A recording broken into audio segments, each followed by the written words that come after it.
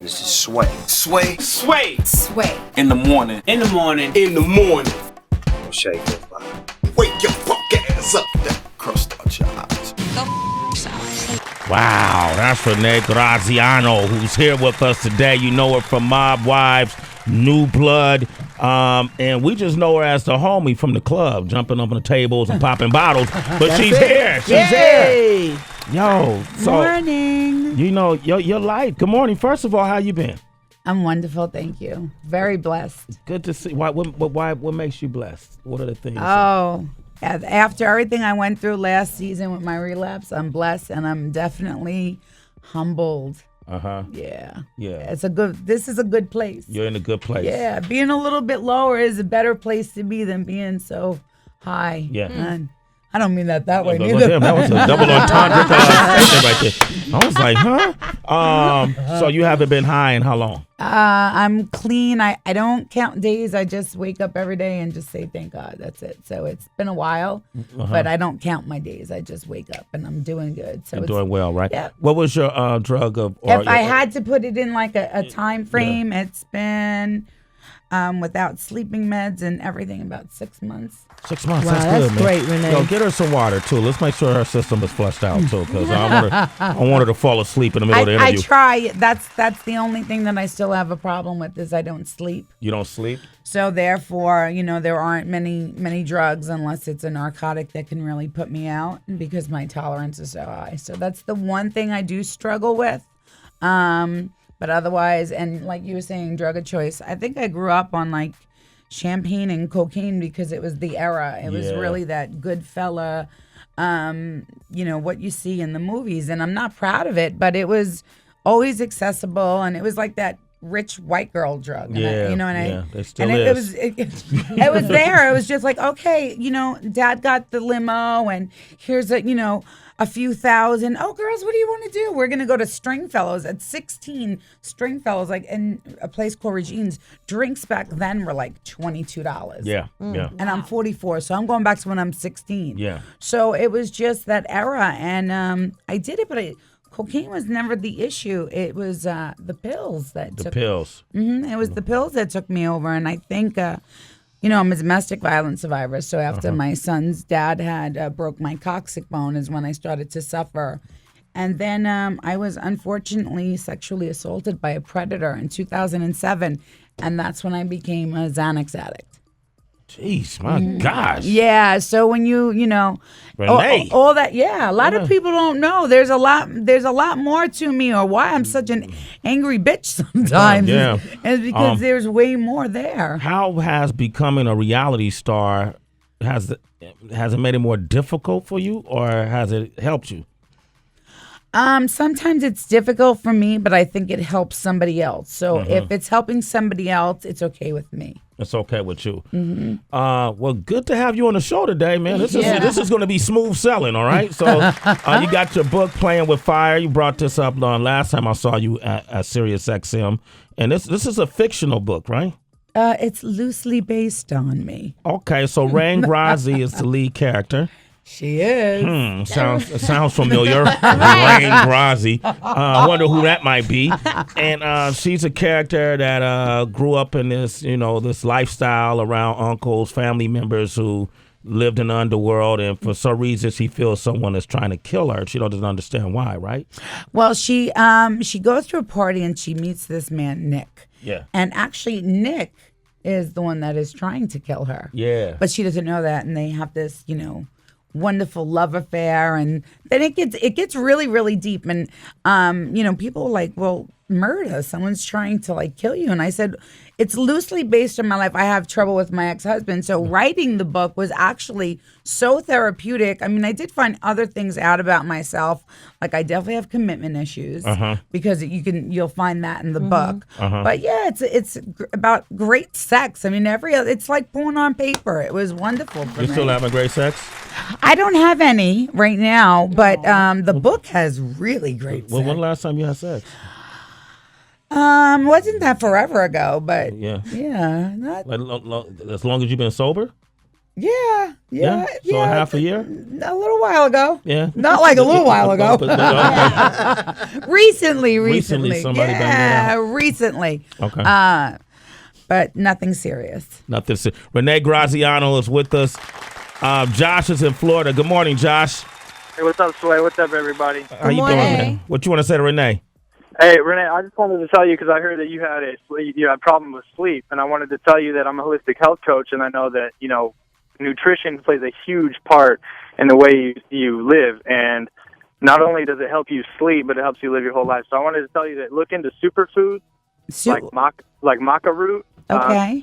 Different type of root vegetables that you could eat, and maca is a superfood from the Andes. It comes from Peru, and it helps with stress, it helps with libido, it helps with just adaptogens in your endocrine system and your like all your glands and everything like that. So it'll help you sleep if you look into superfoods and look into your nutrition a little more. Thank you. I thought superfood was McDonald's at night, but I can change that. Hey, you know what, Josh? Hold on the line, man. I'm gonna give Renee your number so maybe she can inquire more about it.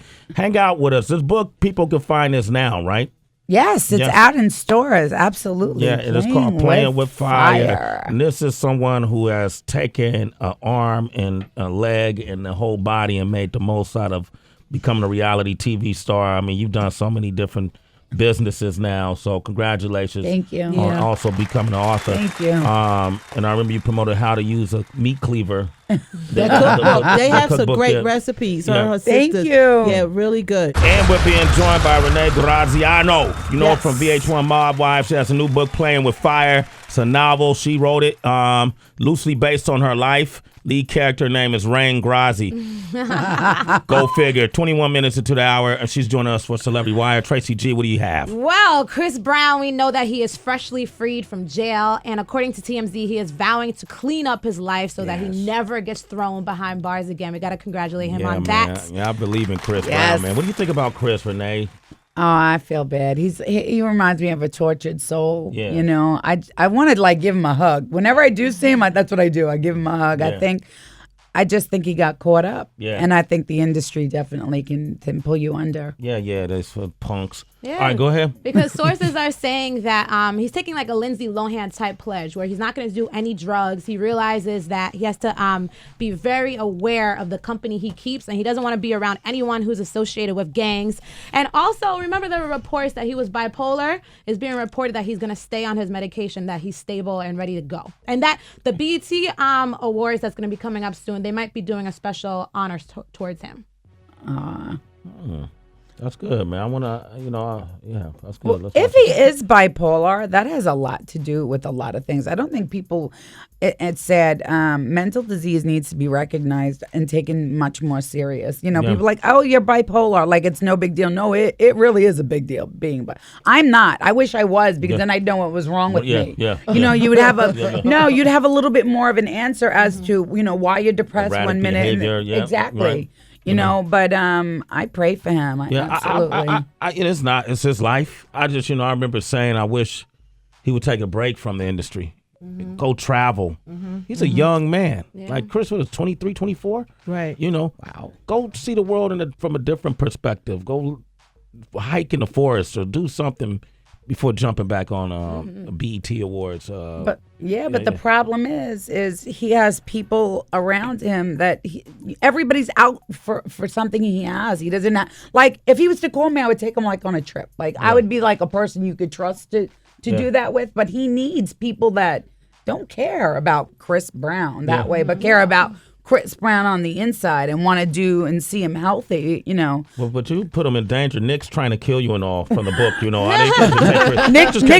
Nick's not real. He's not real? Okay, I wish Nick was real. Okay. Well, Justin Bieber is still in the news because a lot of folks are still giving out their opinion on this racist joke that he made. Renee, I don't know if you're familiar, but if you need a reminder, here it is. Why are black people afraid of chainsaws?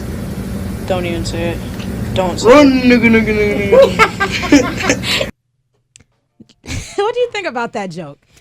I don't think I have a real big problem with anybody that does the whole racism. I have a really big problem with that. A really big problem. I don't joke that way. I don't think it's nice. I have friends forever, they'll use the N-word around me and they're like, you can say it. I'm like, no, I can't. Like, no, it's not cool for me to say it. You fought for so long for, other people not saying, I'm not going to say it. So people making jokes about it, you shouldn't do that. Like, we should be past it, and it's sad because we're not past it. Yeah.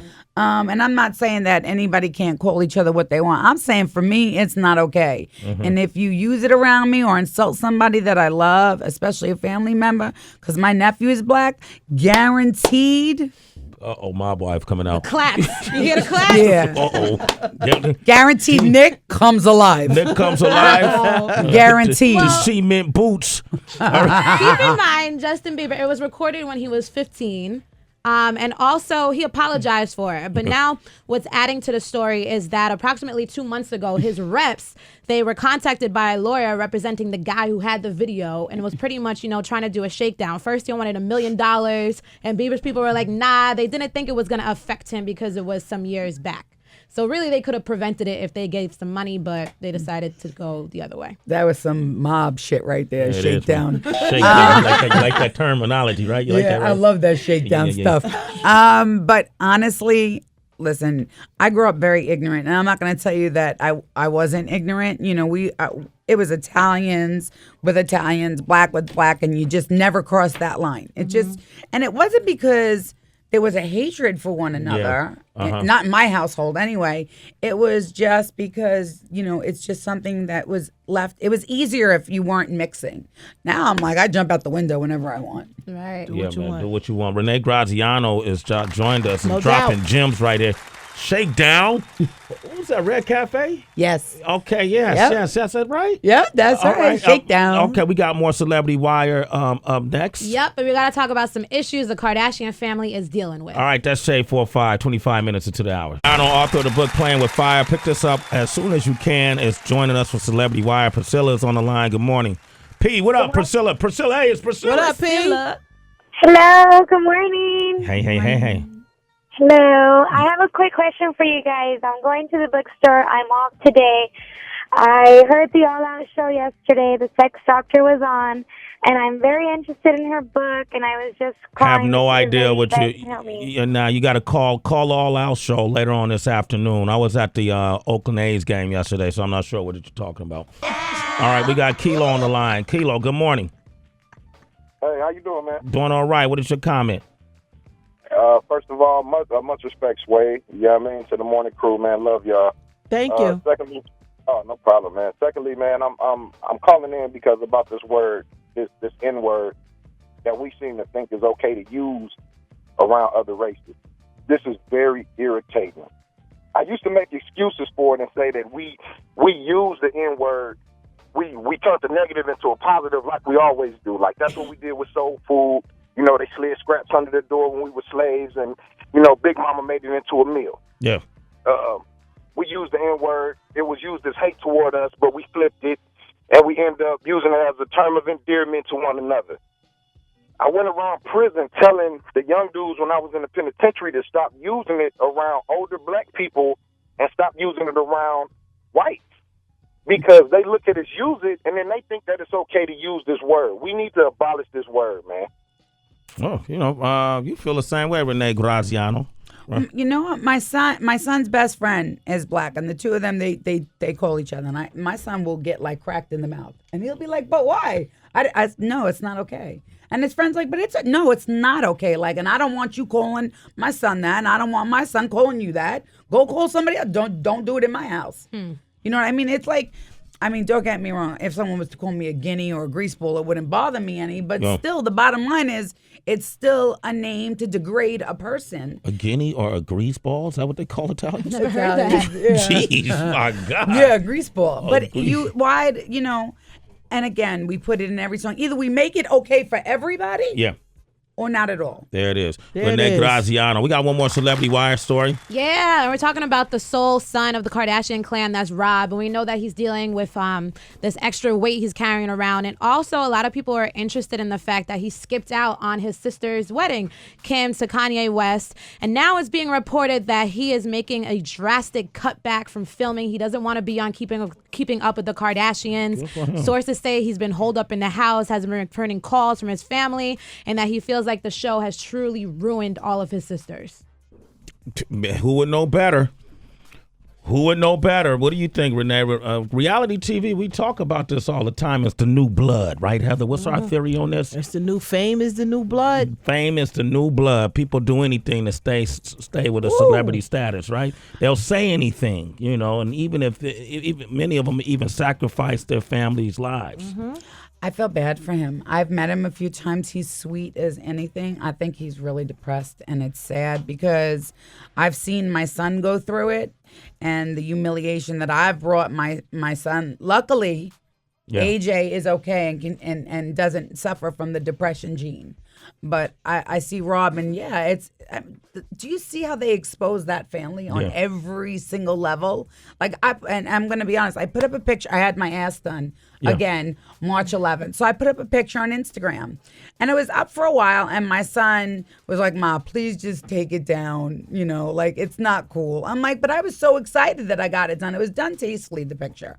But at the end of the day, I didn't do it. What, did you have a G-string on?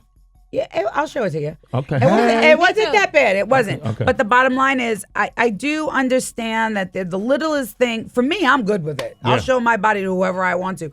But it's not okay for my son. And I think that's where sometimes we cross the line with our family members. And, I think for Rob, he feels almost like they've exposed everything. There's no privacy whatsoever. Like nothing. There's nothing left. I mean, but it's optional. Like, people make decisions. You choose to do it. I mean, it's not like they were forced to do this, I mean, you have the option. People are, that's their livelihood now. That's right. So, they did it, but it wasn't his choice for them to do it. So he's living with their choices. And that sometimes, like, my father will look at me. He called me the other day about the book. He's like, "You ever write a book like that again?" I was like, "Why, you read it?" He goes, "No." He goes, "But I heard about it." He goes, "You won't have knees." And I was like, but a book upsets my dad, and he didn't even read it. He heard about it. So for someone to be exposed, like him, exposed on that level, that's a brother. Yeah. Renee Graziano, ladies and gentlemen. Playing with Fire is a book. Renee, it's always great to have you up here. Thank you, Renee. Thank you. All right. And if people want to reach you on Twitter and Instagram to see that ass, I couldn't. Give them an address. Get your likes, Renee. Yeah, show that ass, girl. It's the cutest thing ever. I love it. It's Sway in the morning, only on Shea 45.